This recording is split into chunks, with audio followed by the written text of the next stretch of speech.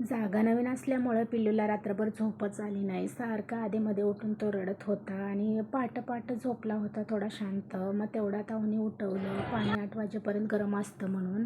मग तेवढ्यात मी पण उठले 7:30 वाजता आणि पटापट आवरून घेतलं. पिल्लूला अंघोळ घातली, मी अंघोळ केली. सगळेजण तयार होऊन गेलो दर्शनासाठी मंदिराकडं.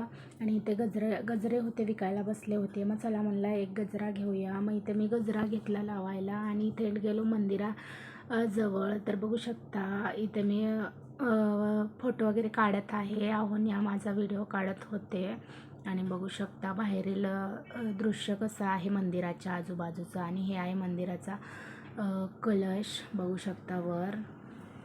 आणि गर्दी तर एवढी काही नव्हती तिथे, थोडीफारच होती. समोर दिसते तुम्हाला, बघू शकता. एवढा काही वेळ लागला नाही आम्हाला दर्शनासाठी. अर्धा तास लागला होता. त्यामध्ये आमचं पिल्लू गप्प बसत नव्हतं, सारखं केस ओढत होतं समोरच्या बायकांचे, नाहीतर रडत तर होता. मग असं कसं बसं त्याला गप्प बसवलं आणि इथे आम्ही दर्शन केलो. हे बघू शकता आईची मूर्ती समोर दिसते.